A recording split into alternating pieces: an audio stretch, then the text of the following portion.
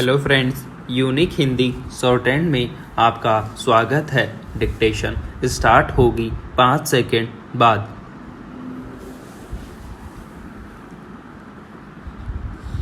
Start. सभापति महोदय, राष्ट्रीय शिक्षा नीति और अन्य भाषाओं के प्रश्न पर मैं इस समय चर्चा नहीं करना चाहता।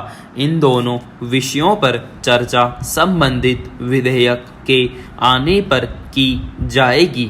इस समय मैं यह चाहता हूं कि पहले हम इस बात पर विचार करें कि शिक्षा का माध्यम कौन सी भाषा हो। मेरे विचार में शिक्षा के हित में इस बात की अत्यंत आवश्यकता है कि अपने देश में मातृभाषा को शिक्षा का माध्यम बनाया जाए।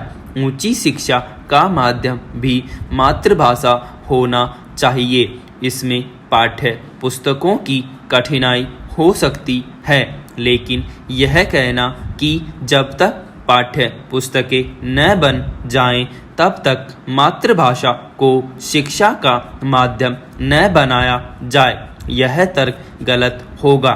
यह तर्क अपनाया गया तो हम कभी भी मातृभाषा को शिक्षा का माध्यम नहीं बना पाएंगे। सरकार को चाहिए कि वह यह फैसला लें कि मातृभाषा को शिक्षा का माध्यम बनाया जाएगा और तुरंत शिक्षा शास्त्रियों से कहा जाए कि वे जल्दी से पाठ्य पुस्तकें तैयार करें या उनका अनुवाद करें। विज्ञान की शिक्षा के बारे में कहा जाता है कि विज्ञान की पढ़ाई का माध्यम मातृभाषा होने में बड़ी कठिनाई का सामना करना पड़ेगा। मैं इस बात को नहीं मानता। मैं तो यह मानता हूँ कि मातृभाषा में विज्ञान की शिक्षा देना आसान है।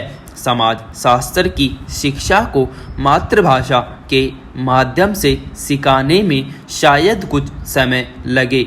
उसकी पाठ्य पुस्तकें बनाने में शायद कुछ समय लगे, लेकिन विज्ञान की पढ़ाई के बारे में यह बात नहीं कही जा सकती।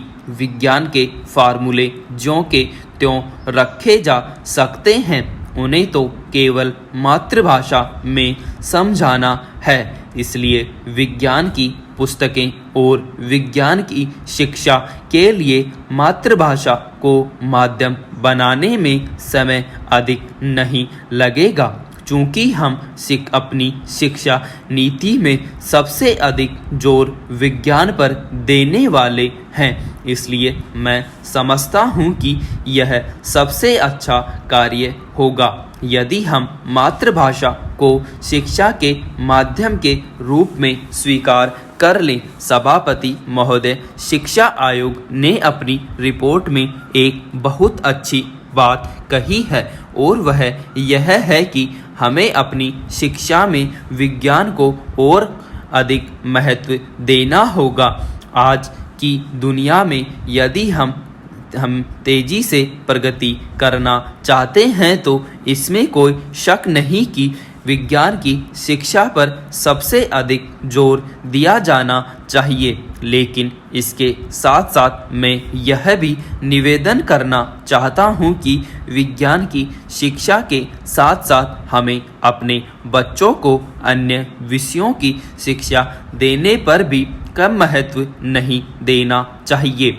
बच्चों के संपूर्ण विकास के लिए यह आवश्यक है कि उन्हें विविध प्रकार की जानकारी उपलब्ध कराई जाए और यदि इस प्रकार की जानकारी उन्हें अपनी मातृभाषा में दी जाती है तो वे इसे बिना किसी कठिनाई के कम समय में सीख सकते हैं और इस प्रकार अपनी सारी शक्ति और क्षमता को वास्तविक ज्ञान प्राप्त करने में लगा सकते हैं।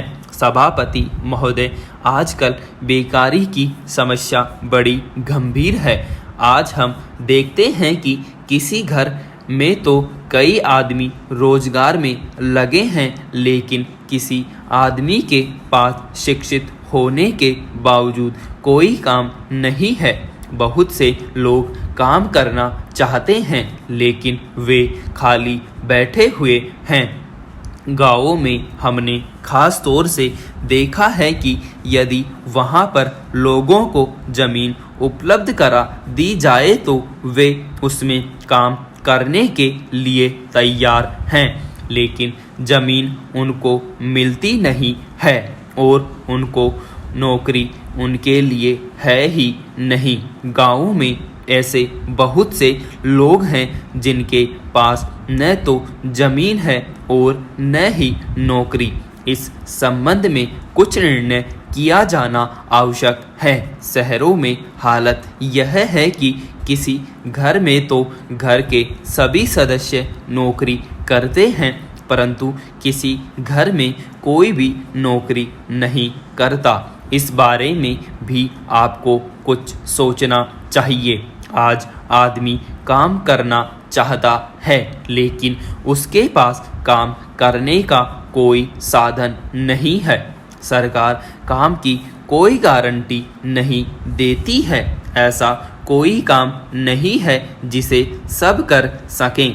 ऐसी स्थिति में क्या सरकार कह सकती है कि कोई आदमी भूखा नहीं रह सकता?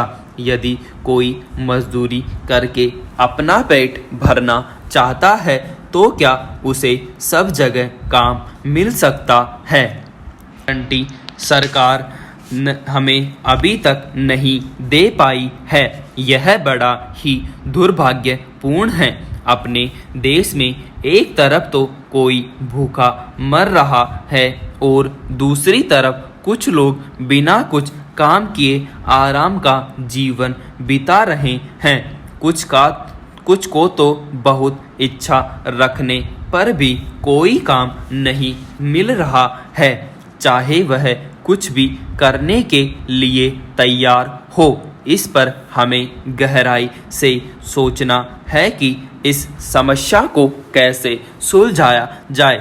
आज काम दिलाने के लिए जिलों में रोजगार दफ्तर हैं, लेकिन इन रोजगार दफ्तरों का तौर तरीका अच्छा नहीं है।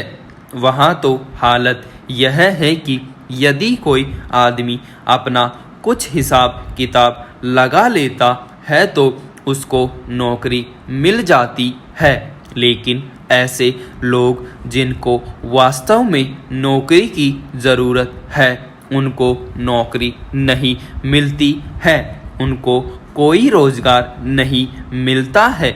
जो लोग इन दफ्तरों में बैठे हैं उन्हें इस बात की कोई चिंता नहीं है कि लोगों को काम मिले। जिन लोगों को काम की ज़रूरत है वे बार बार इन दफ्तरों के चक्कर लगाते हैं, लेकिन उनकी कोई परवाह नहीं करता। ऐसा नहीं है कि बेरोज़गारी केवल शहरों तक ही सीमित है। बेरोज़गारी तो गांवों में भी दिनों दिन बढ़ती जा रही है। यदि हम अपने देश से बेरोज़गारी को दूर करना चाहते हैं तो हमें देश में उद्योग धंधे स्थापित करने होंगे।